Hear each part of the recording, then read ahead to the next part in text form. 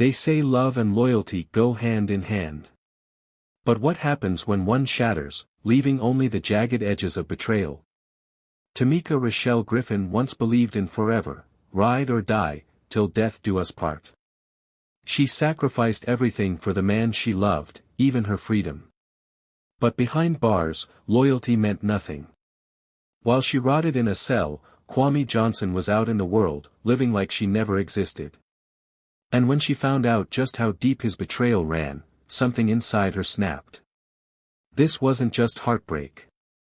This wasn't just revenge. This was a reckoning. How does a woman already convicted of one killing decide to commit another? And how far will she go when there's nothing left to lose? Before we unravel the chilling details of this case, like this video and subscribe for more tales of love, lies, and lethal revenge. They weren't just a couple, they were a force. A storm brewing on the streets of Atlanta, feeding off each other's fire. Tameka Rochelle Griffin and Kwame Devontae Carter weren't raised on love and security. They were raised on struggle, survival, and the bitter taste of knowing the world was never meant to be kind to people like them. Together, they built a love story written in adrenaline and ambition, one that burned too hot to last. Tameka was born into chaos. Her mother, a woman who floated between men and addictions, walked out one night when Tameka was 12 and never came back. That left her alone with her father, a mean drunk who taught her two things: how to keep quiet when the bottle was in his hand and how to fight when the world tried to break her. She learned early that life didn't hand out kindness, so she stopped expecting it. By 16, she was in and out of trouble, running with girls who knew how to play men for their wallets and shoplift without getting caught. But Tameka wanted more than fast money and motel room hustles. She wanted control. Kwame had a different kind of charm. He wasn't just a street kid, he was a mastermind. The type of man who could talk his way out of anything, who could make you believe in a dream even when he was the one setting you up to fail. Raised by a grandmother who spent more time at church than at home, Kwame learned early that the world responded better to a pretty lie than an ugly truth.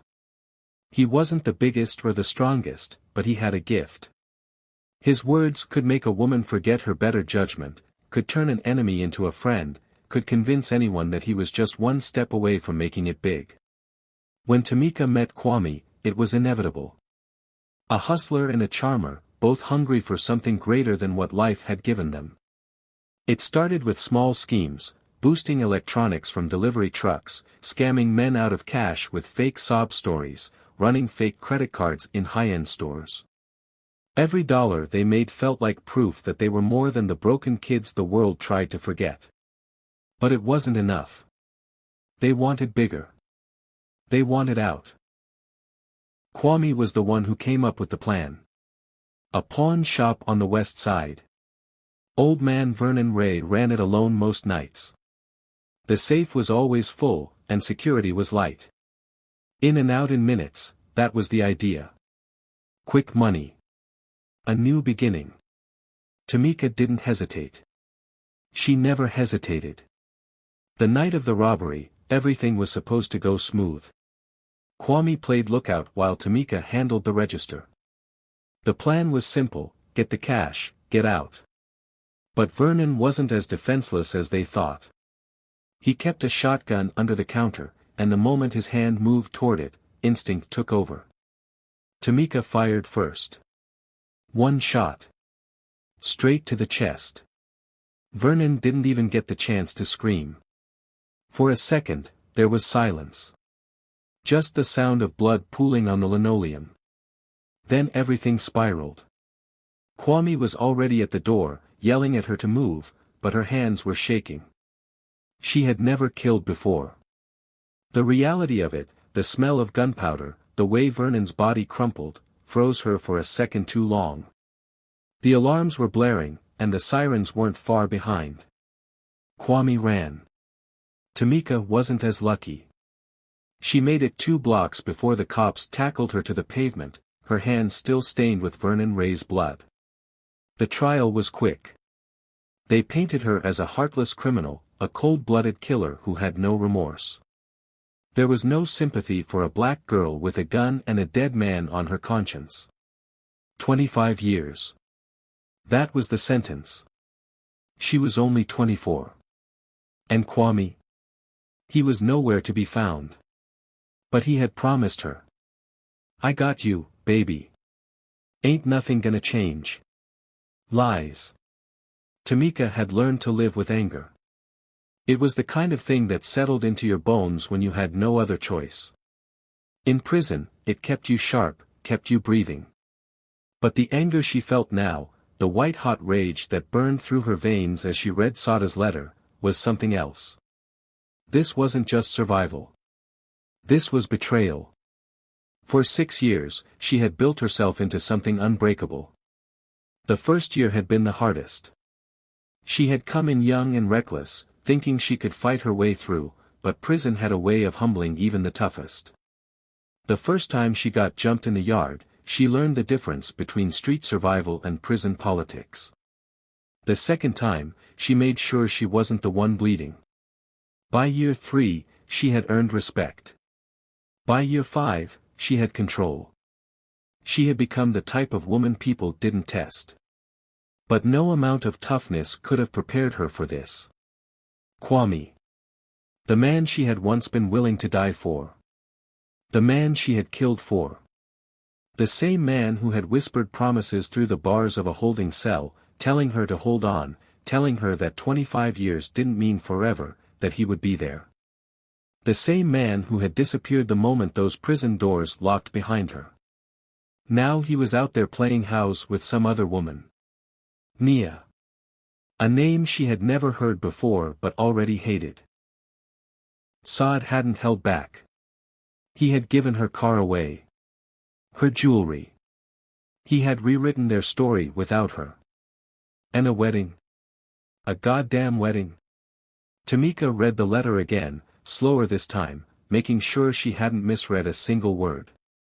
"Stay strong, sis. Love you." She almost laughed. Stay strong. She had stayed strong. For 6 goddamn years, she had kept her head down, kept moving, kept pushing through the loneliness, the fights, the constant reminder that she was never getting out of here. And for what? For a man who had thrown her away like she never mattered. Something inside her snapped. She wasn't going to sit in this cell for another 19 years while Kwame played house with some chick who didn't know the price of the life she was living. No. That wasn't how this was going to go. Tameka had made peace with prison before. She had accepted it as her reality. But that was before she knew the truth. Now, there was only one thing left to do. She was getting out. The night air smelled different when you weren't breathing it through prison bars. It smelled alive. Free. Tameka didn't waste a single second savoring it. She moved like a shadow through the prison yard, her steps careful, her heartbeat steady. The plan had to be perfect. There were no second chances. Big Leroy had done his part. Just like she knew he would.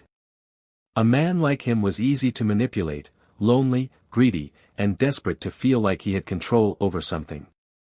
She had fed him exactly what he needed, making him believe she would be his secret, his prize. And in return, he had done everything she asked. The maintenance door was unlocked, just like he promised. She slipped through without looking back.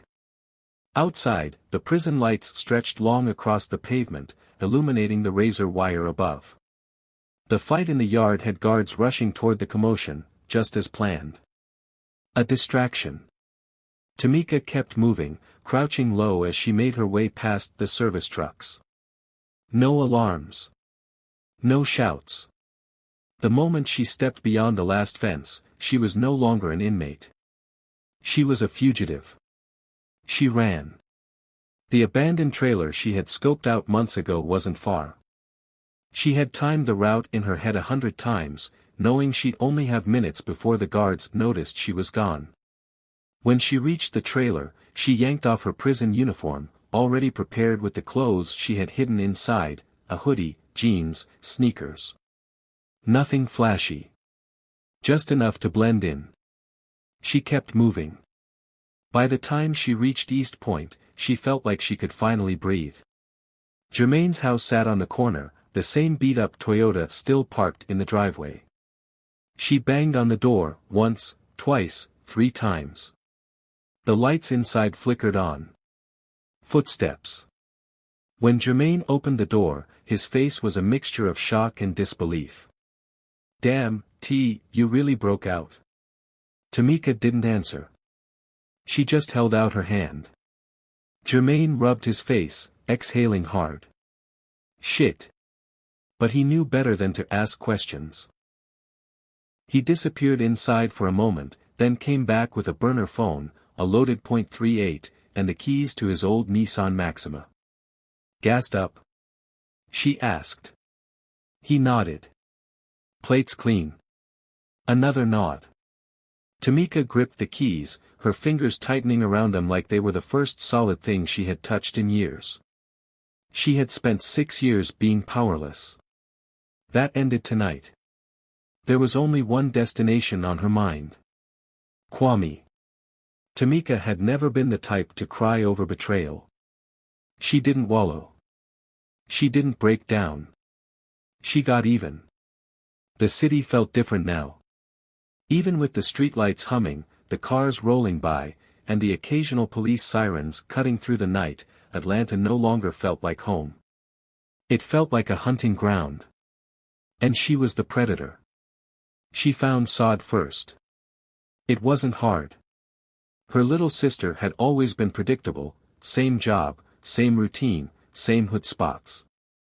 Tameka caught her just as she was getting off work at a 24-hour diner on the south side. The moment Sod saw her standing by the entrance, she stopped dead in her tracks, her tray of tips nearly slipping from her hand. "Tameka." Her voice cracked. "Girl, what the hell?" Tameka didn't wait for a reunion.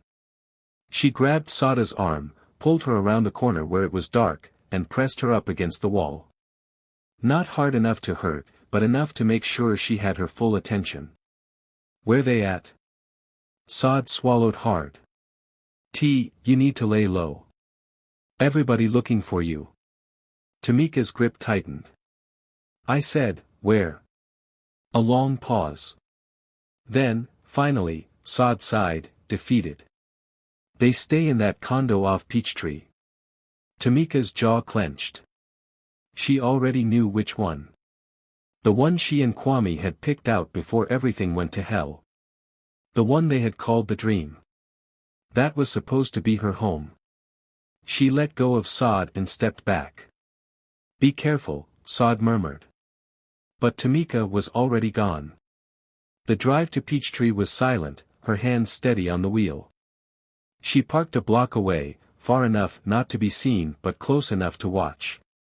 The building was upscale, glass doors, security cameras, a lobby that reeked of money.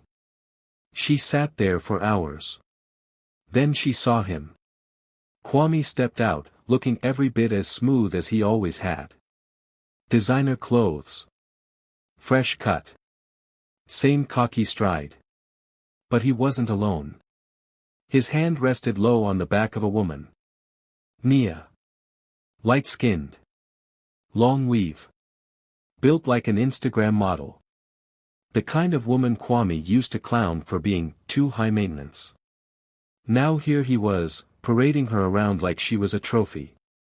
But that wasn't what made Tameka's hands curl into fists. It was the shoes. Red Chanel heels. Her red Chanel heels. The same ones Kwame had bought for her birthday. Nia was laughing, leaning into him, completely oblivious to the woman sitting in the car, watching them with murder in her eyes. Tameka's vision blurred with rage. She had killed for this man. Now, she was ready to do it again. The night swallowed her whole as she crept through the parking garage, the cold steel of the .38 pressing against her palm. Every step felt like fate pulling her forward, leading her into the final act of a story that had been written the moment Kwame let her rot behind bars. She didn't hesitate at the door. Didn't pause. Didn't second guess. She slid the key in. Turned. The lock clicked open. The condo smelled different. No trace of her lavender candles, no scent of the cologne she used to buy him. It was Nia's place now. Their place. Her jaw clenched as she moved through the living room, her heartbeat steady, her rage ice-cold. She followed the sound, the low grunts, the breathy moans, the rhythmic creak of the bed frame. It wasn't just sex. It was betrayal. She pushed open the bedroom door. Flipped on the lights. "You enjoying my man?" Nia screamed, scrambling for the sheets, while Kwame sat up too fast, his eyes wide with disbelief. "Tameka?" His voice cracked. He looked like he'd seen a ghost. She smirked. "Guess you thought I'd never get out." His mouth opened, maybe to beg, maybe to explain, but she didn't give him the chance. The first shot hit him in the stomach. He gasped, clutching the wound, his body jerking forward like a puppet with its strings cut. The second shot took him down. He collapsed onto the bed, blood spilling across the white sheets. Nia sobbed. "Oh my God! Oh my God!" She was shaking, eyes locked on the gun, hands raised in surrender. Tameka tilted her head. "You was wearing my shoes, bitch." Nia's lips trembled. I didn't know. He told me you were never getting out." Tameka chuckled, the sound low and humorless. "Well, surprise." She pulled the trigger. The blast echoed through the room. Nia crumpled, her body sliding to the floor, a lifeless heap against the nightstand. Tameka exhaled, slow and deep. No rush. No panic. She wasn't done yet. She reached for Kwame's phone, his blood still wet beneath him. With one hand, she swiped to the camera, flipped it to selfie mode, and positioned herself over his dying body. Click. She stared at the screen, at her face, the same face that had once looked at him with love. But there was no love left. Only justice. Her fingers hovered over the keyboard before she typed the caption. "Till death do us part, motherfucker." And then, she posted it. The motel room smelled of stale cigarettes and regret. The cheap wallpaper peeled at the edges, the flickering neon sign outside casting eerie red shadows through the thin curtains. Tameka sat on the edge of the bed, staring at the burner phone in her hands. She had already turned off Kwame's phone hours ago, but it didn't matter. The post had done its job. The internet had exploded. The streets were talking. Now, it was just a waiting game. The sirens came at 3:47 a.m.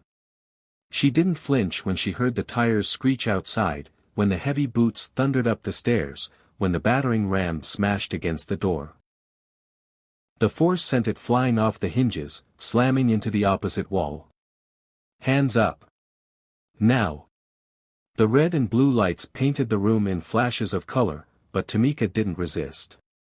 She raised her hands slowly, almost lazily, as if they were an afterthought. 3 officers swarmed her, one slamming her face first onto the bed as they cuffed her wrists behind her back. She let out a breathless chuckle. "Took y'all long enough." They yanked her to her feet, but she didn't fight. There was no point. She had done what she came to do. The ride back to Atlanta was quiet. The officers didn't bother with small talk, and she didn't give them the satisfaction of asking where they were taking her. She already knew. Fulton County Jail felt the same as it had 6 years ago, the stale air, the harsh fluorescent lights, the weight of judgment pressing down from every angle. Except this time, she wasn't just another inmate. This time, she was infamous. At her arraignment, reporters packed the courtroom. Cameras flashed, voices whispered. The DA stood stiffly, his expression stone-cold. Ms. Griffin executed her ex-boyfriend in cold blood. She showed no remorse, no hesitation. This wasn't self-defense. This was vengeance. Tameka smirked at that. He wasn't wrong. Her public defender barely tried. There was no defense. No way to spin the story. The trial lasted a week. The jury deliberated for less than an hour. Guilty. She expected it. At sentencing, the judge peered down at her, his mouth a tight, disappointed line. "You had a choice," he said, voice firm. "You chose vengeance." Tameka met his gaze without a trace of regret. Life without the possibility of parole. The courtroom buzzed with murmurs. The cameras flashed again. But Tameka barely reacted.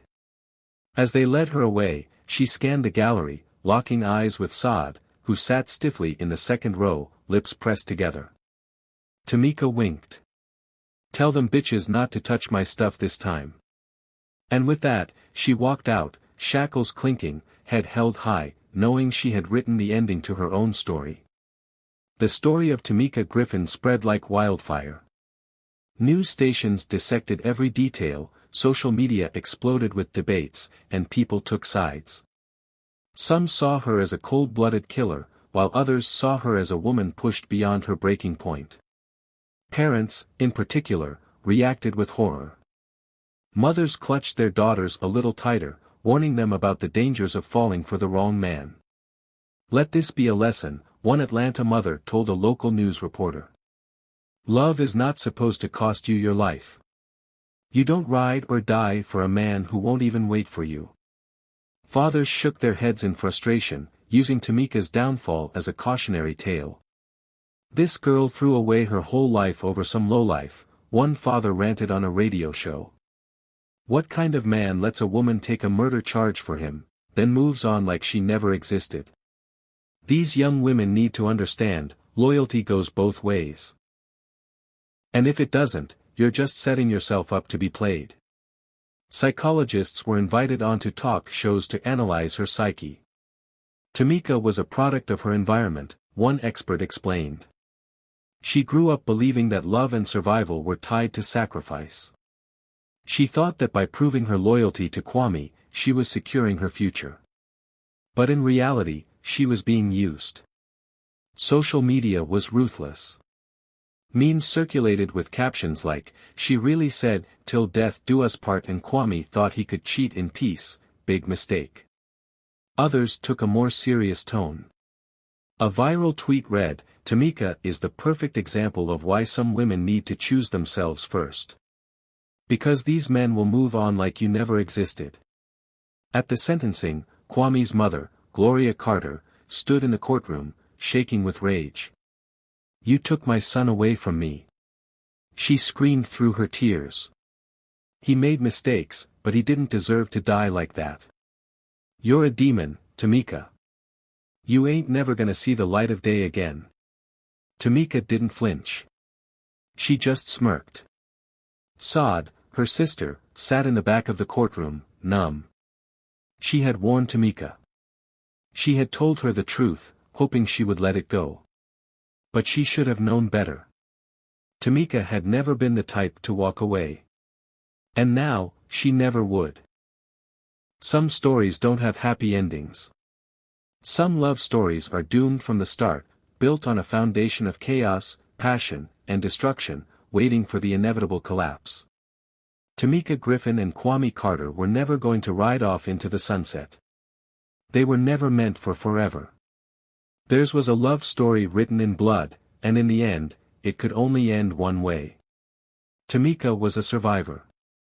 She had been fighting since she was 12 years old, abandoned by the one person who was supposed to love her unconditionally.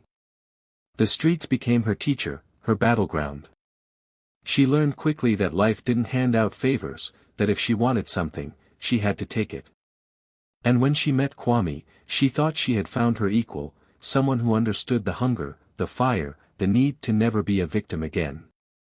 But love twisted into something else. Was there ever a world where she could have let it go?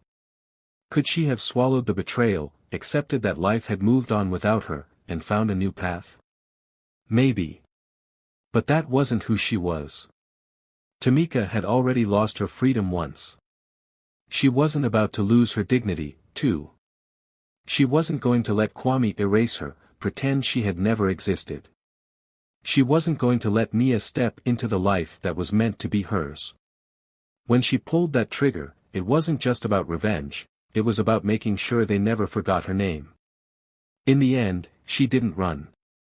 She didn't beg for mercy. She embraced the flames, knowing that this was always how it was meant to end. Some people are born fighters. Others are born martyrs. Tameka Griffin was both. But what do you think? Was Tameka's fate sealed from the moment she pulled that first trigger in the pawn shop, or was there still a way out?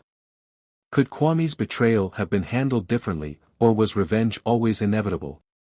If this story shocked you, like and subscribe for more cases that explore the darkest intersections of love, lies, revenge and betrayal.